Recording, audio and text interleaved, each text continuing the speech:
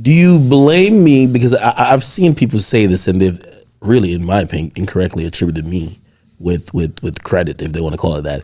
Do you blame me, or if you do, at what percent do you blame me for your former co-host leaving and that situation turning out like it does? Like I don't. I don't blame you, though. It's nothing that you could have done. Anything that you were able to do, I think already existed. Like, there was nothing that you could have came and threw something at and affected if it wasn't ready to be affected. And I think I was just late to the party and holding myself accountable and realizing everything that was going on. There was some stuff going on that I just didn't know about, didn't think was important, and didn't pay any mind to. At a point, I felt like, I still kind of feel like this. I felt like once you were abreast of some of the stuff going on, I felt you continually fell back and you just did not really get involved because you're like, yo, Axe doing the Lord's work. I want these dudes out of here anyway.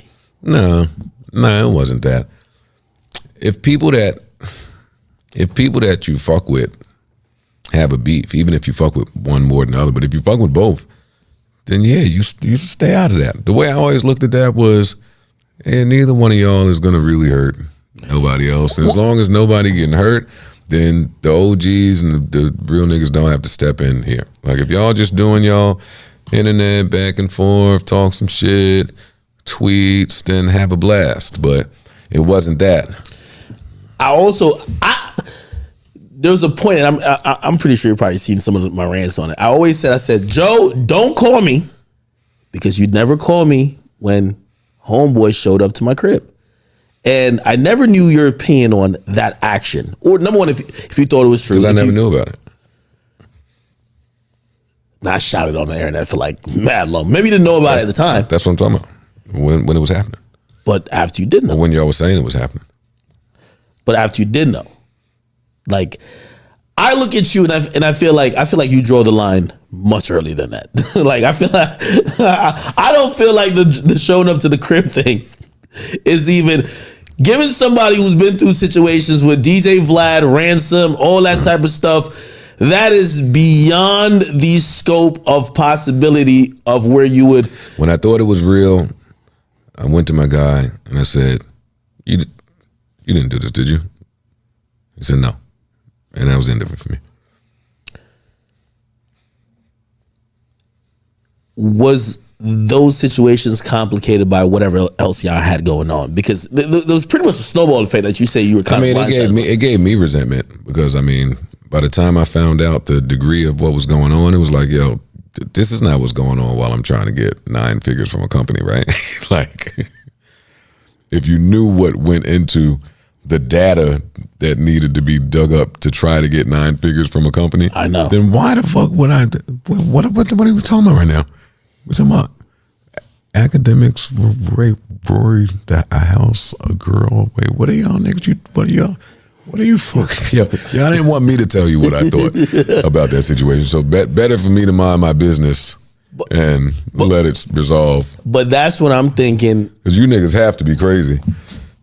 Wait, and that's the thing about niggas.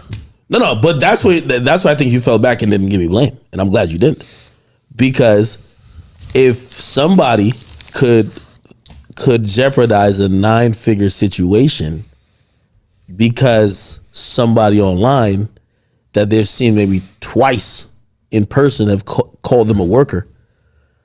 And again, I'm saying allegedly because he told me he didn't do that. No, but I'm trying to get you to attribute, hey, listen, yeah, maybe some of the stuff you did like piled on, but really it just only had to do with our business. Because I still can't understand why this isn't normal of podcasts who are in that situation. Unless what's not normal? That podcasts fall apart when they're negotiating maybe life-changing deals.